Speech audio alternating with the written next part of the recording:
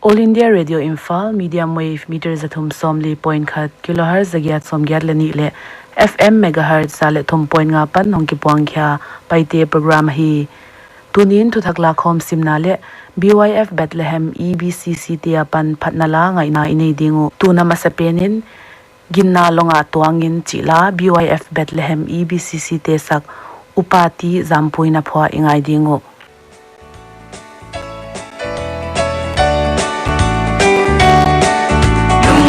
lâu na khô bé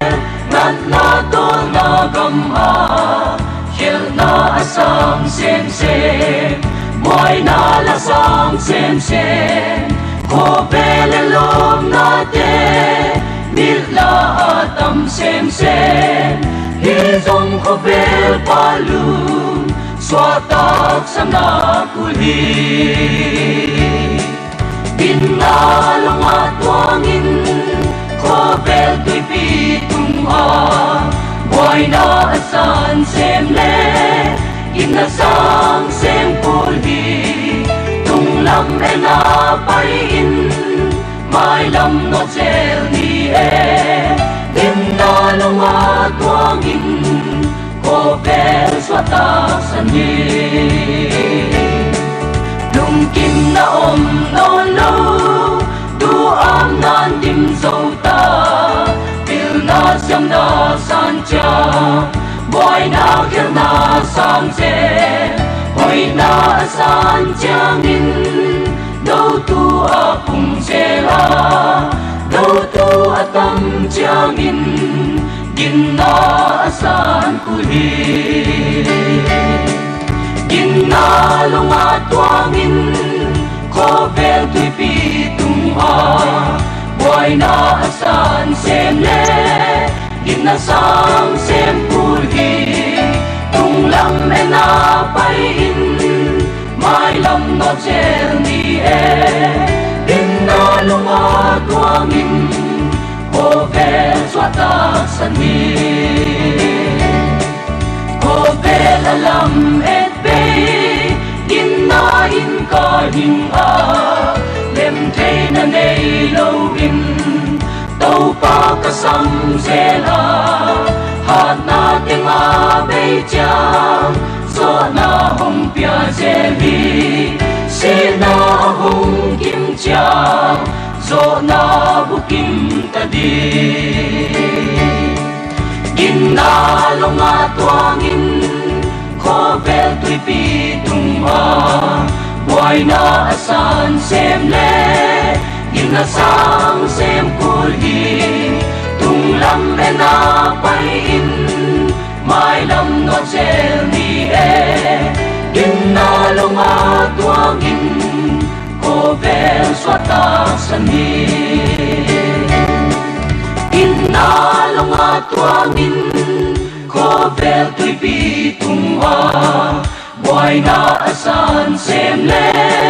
Ginna sang sem kulhi Tung lam e na pai in Mai lam no chel ni e Ginna longa tuangin Kobel swatak sani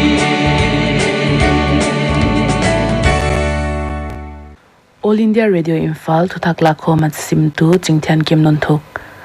Apaisa da kalsom nilali sungin Manipura COVID-19 positive case tak Central Armed Police Force CAPF tet somthum telin keizale somne sagi theibein ave thak tenglaka mili tia hile state danga pan hongki hiwa adang tengbel ginhkhiakna nei longen hiu hi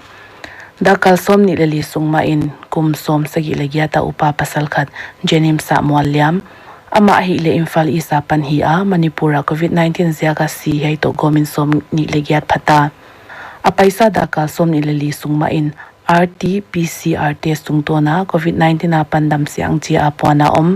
mi zale som ni lekwa te discharge hi u state sunga positive case akigom in sanga zakwa somguk jamte in oma hei tinglaka recovered cases sangli zale somgya leguk bana active cases sangle jasagi le somli leguk phata recovery rate hile zalaka percent som sagi point ni thum jam te nom Sikima zanin COVID-19 positive case thak som ni leguk thei ben oma he to gomin state sunga COVID-19 positive sangle zaguk le ni phata chi in senior official khatin taklang positive case thak te laka som ni leli te East Sikkim district apan hi a adang ni table North Sikkim apan hi dan State Information Education and Communication Officer Sonia Bhutia Ingen active case zalile lile recovered case sangle zale som kwalenga bana asi thum omta u zani nagalena COVID-19 positive case thak som li leguk mu swa thakinom le adam khami som nga chamte beinom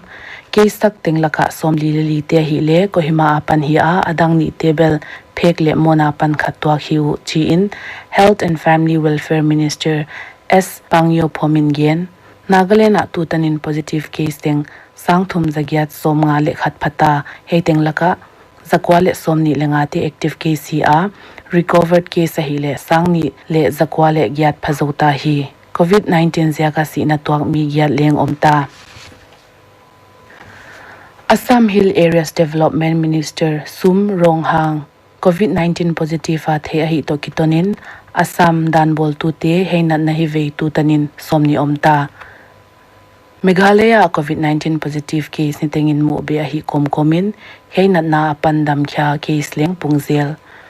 tulalin Meghalaya state sunga active case sangle zani le som thum le gyat pha a recovery case hi le sangle som thum le nga phata zanin case thak thum le adam khia som sagi le sagi recording om tutanin Meghalaya a COVID-19 vei khateng sangni zani le som gyal le thum jam te nom hi Assam Solkalin tukum polsom exam zokhia sinlai naupang percent som sagi lenga le atung lam muteng teng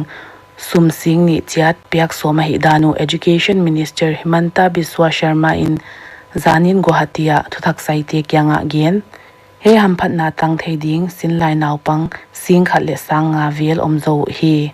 higher secondary final year te le degree final year te informal class September ni som le nga apan pathita ding chi inzong Mr. Sharma in Genbe Health Minister Dr. Harshvardhan in Khovela COVID-19 nat na ziaka si na tua gamting laka India atom pen polin pangzo chi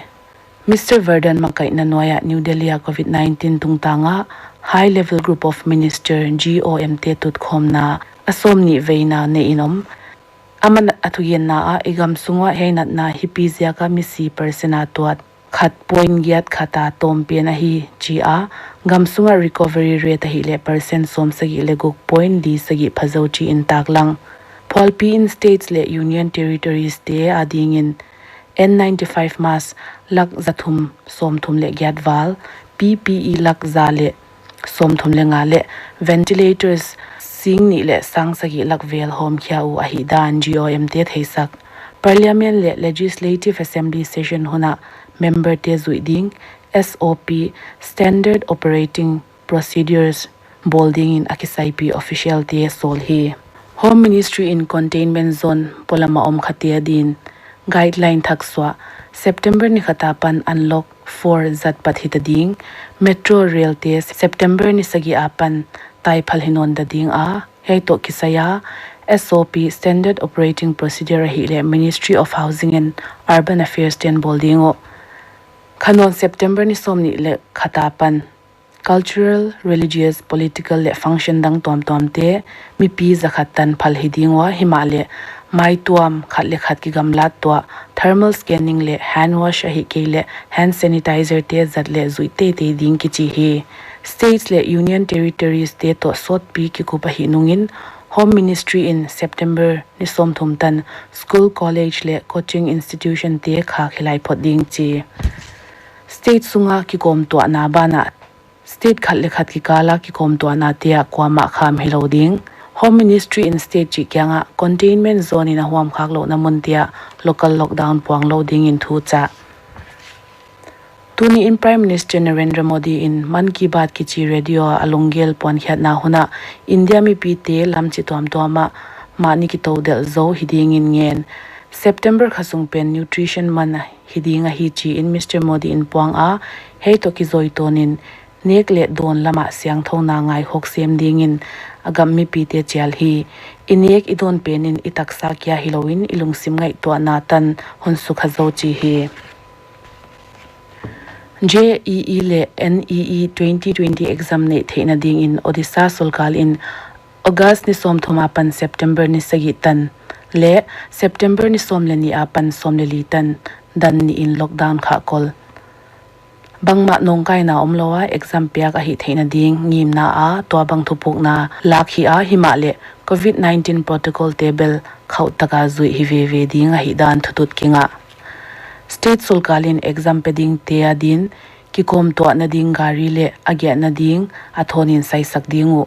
he hamphat na tanguten register bol khol ngai ding chi in Chief Secretary AK Tripathi in Puang candidate sing thum le sang sagi lakvel ten center somni leguk tia exam peding hi tunia dinga Thuthak Lakkhawm misim theu heiteng a hi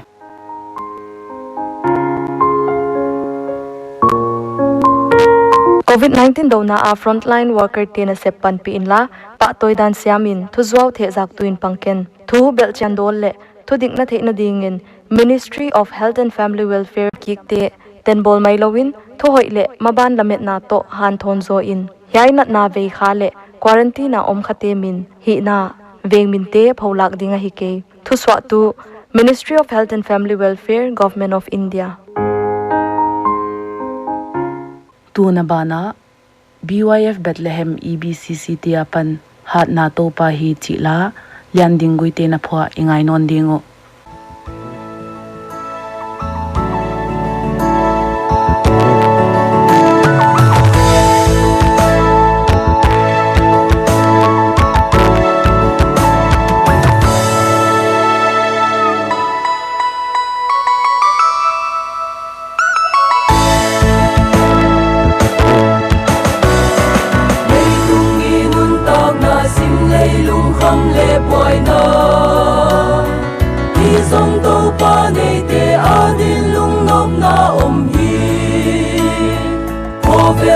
le boina te hang hi boi om song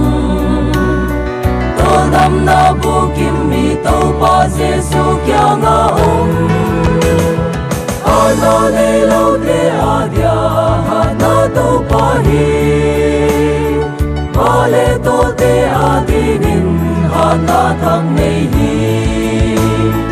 to ba nga me te nom sa hi hata om de Vel tunga mu bangin alen dingu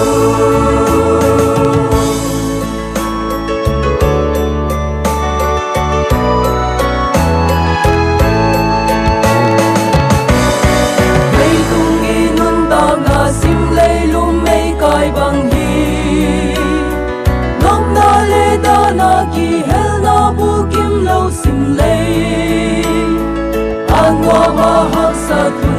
Simhin to pa beleng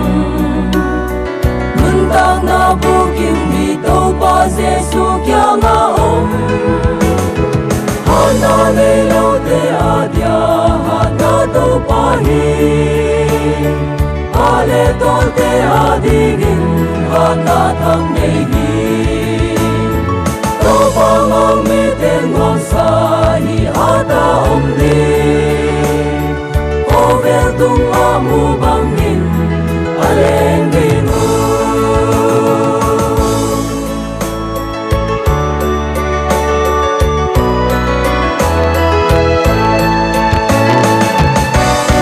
Mei tung ni nun ta nga sim lei sia nan dim zo ta San kwa myal bei dek ta tai kwa avak dek ta hi Vel myal til li te pa in vakin ki thuam ni Nun ta na siang thâu nei di ni to pan hon de hi Hana nei lo te adia hana to pa hi Male to te adigin hana thang nei hi To pa ngang me te ngam sa hi hata om di Vel tung amu bangin aleng himu Hatna nei lo te adia Hatna Toupa hi Bale to te adigin Hatna thang nei hi To bangang mi te ngom sa hi hata om di Ko vel tung la mu bangin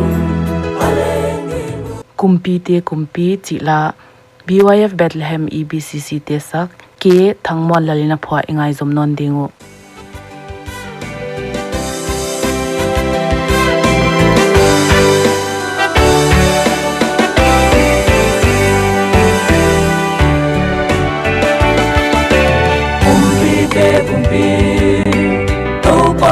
Toupa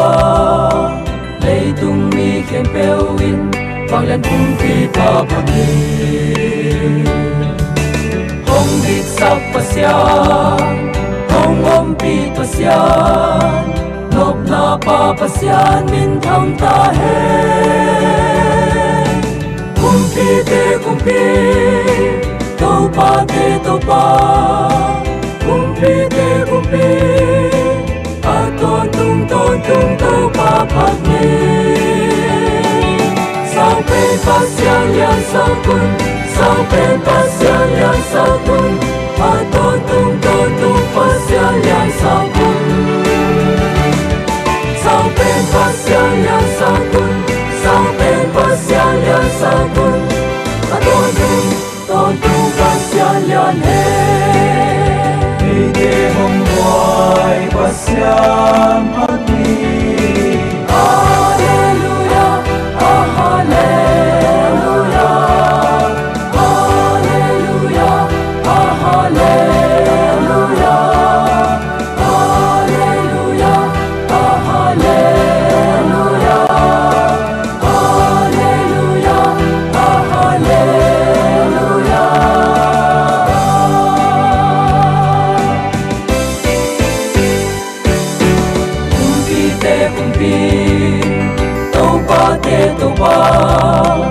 Asyam sa khen pewin min thana ting ting peli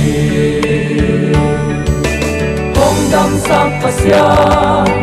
hong zau sa pasya amin siang tho phatna la sani kumpite kumpi Toupa kumpite kumpi Tôn tung Toupa phatni Sao pen pasya lian sao kun Sao pen pasya lian sao kun Tôn tung pasya lian sao kun Sao pen pasya lian sao kun Sao pen pasya lian sao kun Tôn tung pasya lian he Eke hong hoài pasya Tunia dinga BYF Bethlehem EBCC tiapan phatna la ingai theu heiteng ahita